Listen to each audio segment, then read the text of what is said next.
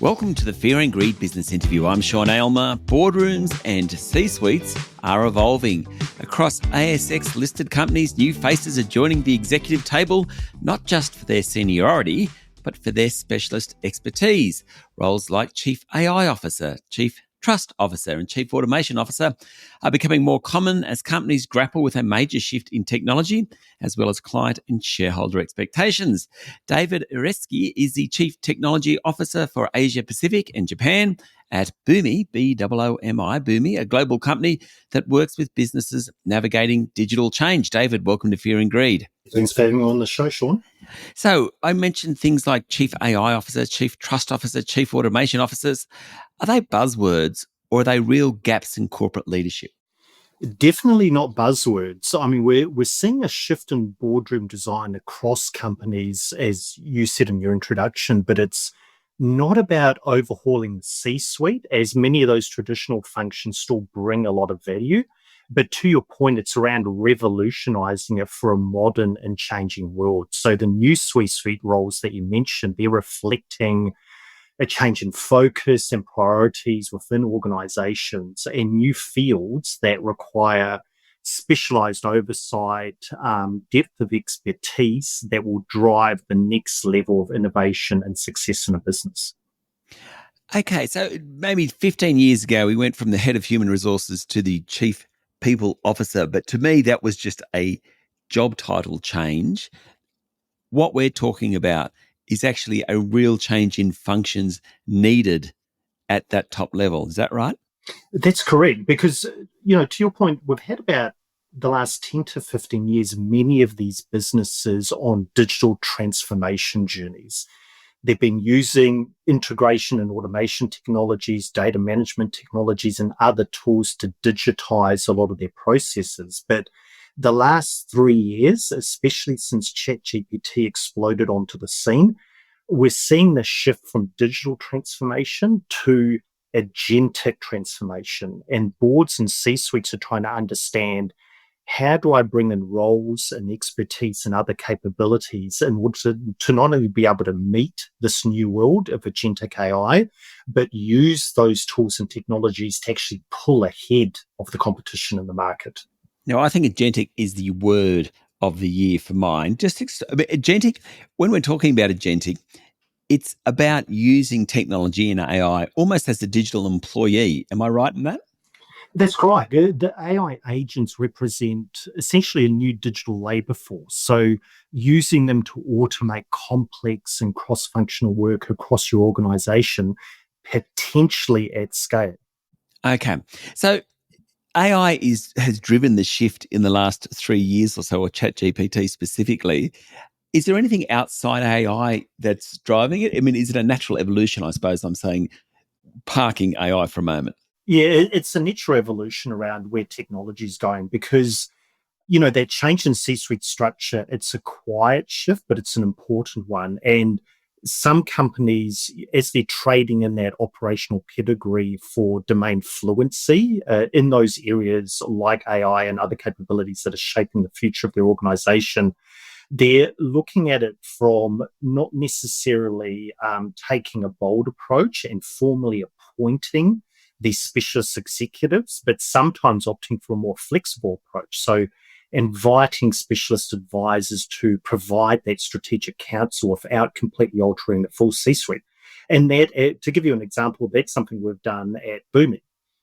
So we've brought in a head of enterprise AI as an example. So not necessarily a C-suite role, but Luke Hagstrand and our team, his primary responsibilities are to lead any AI initiatives as he sees it across the business, ensure there's governance and compliance, because a lot of these new things that are coming up, especially around technology, require legal and privacy considerations. He focuses on innovation and how these technologies are going to create value for the business.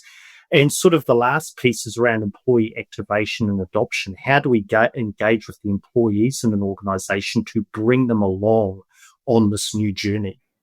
Do these roles clash with some of those other roles? So the traditional CEO, COO, Chief Marketing Officer, Chief Information Officer, Is there clashing, or do we need all these people around the table?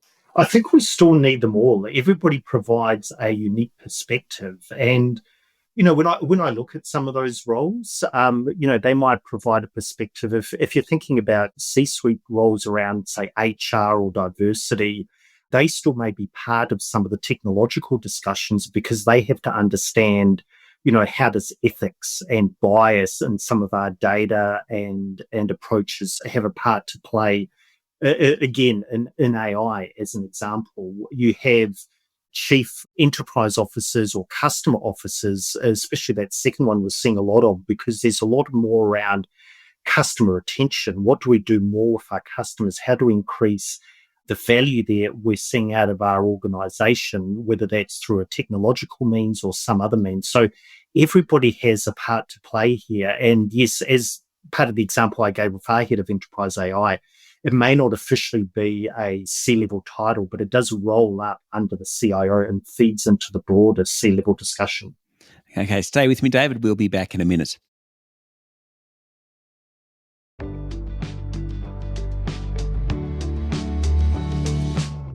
My guest this morning is David Irecki from Boomi.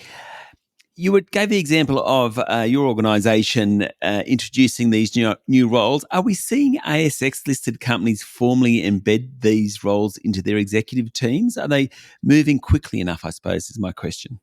It's definitely a mixed bag. I hosted a roundtable recently with a number of senior leaders from some of these said businesses, and some have ploughed ahead with these roles or they've transitioned roles.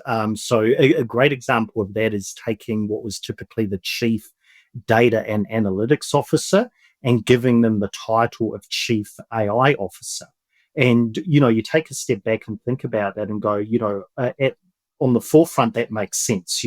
Something like AI has a lot to do with data. You need good data liquidity and quality. So it makes sense to put someone in who was in the data space in that role. But sometimes it foregoes that, that discussion also requires a lot of automation on the front end.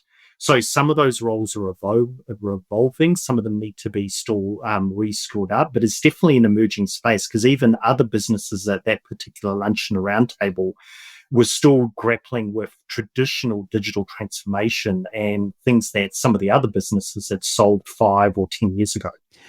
Do we have enough talent in Australia to fill some of these specialised positions?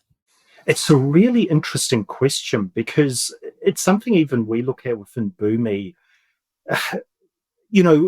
Where we're looking at the workforce going forward, they're definitely putting a focus on leveraging new technology as part of their role to increase productivity. And it's more so to a lot of these corporations around understanding how do we train staff up? How do we reskill them? How do we take the initiative to, make these skills irreplaceable in our team? But equally, when you look at young workers, they need to be ready to work into more strategic level roles, which means we potentially need a shift in the way we educate our younger workers, how we do workforce development, how we focus on things like critical thinking, emotional intelligence, digital literacy, decision-making, problem-solving. All of those come to the fore in this big technological shift as well. I dare say that there needs to be a cultural shift then for this to work. It does indeed, because obviously there's a lot of concern around things like AI potentially replacing people, but we see it more that AI is going to make you superhuman. And a lot of the businesses we talk to when they go through that cultural shift, they see that these new technological capabilities are actually enhancing your role, and you're actually freeing yourself from some of that lower level work and giving yourself time to focus on higher value tasks for the business, which will hopefully provide new routes to revenue, allow the business to be more innovative and more competitive as they move forward in this new world. So what's the benefit of doing it, or perhaps I should say, what's the cost of not doing it?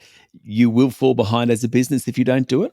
That's right. I think we're moving into this new agentic era where it's the next wave of growth, margin, and innovation that's going to come from AI agents acting on our behalf. And if you don't during that journey, you are going to be left behind. But it's okay as well to say, I'm just starting that today, because many businesses are still looking around going, it's not just AI, there's a wide range of other technological capabilities. Where do I start? How do I incorporate these into my business? Because honestly, I'm still grappling with digital transformation. I'm still doing legacy application modernization. I'm still trying to understand where my data is, let alone do something like AI. So it's okay to understand that, but that's where it's really good for businesses to not only look at their peers and see where they are going with technology and what they are doing, but also look at partners and government as well. You know, some of the things that are happening, not just in Australia, but throughout the Asia Pacific region around roadmaps and legislation and upskilling of workforces is really exciting to see as well. Fantastic, David. Thank you for talking to Fear and Greed. Thank you very much for having me on the show. That was David Irecki, Chief Technology Officer for Asia Pacific and Japan at Boomi. This is the Fear and Greed Business Interview. Join us every morning for the full episode of Fear and Greed. Business news you can use. I'm Sean Aylmer. Enjoy your day.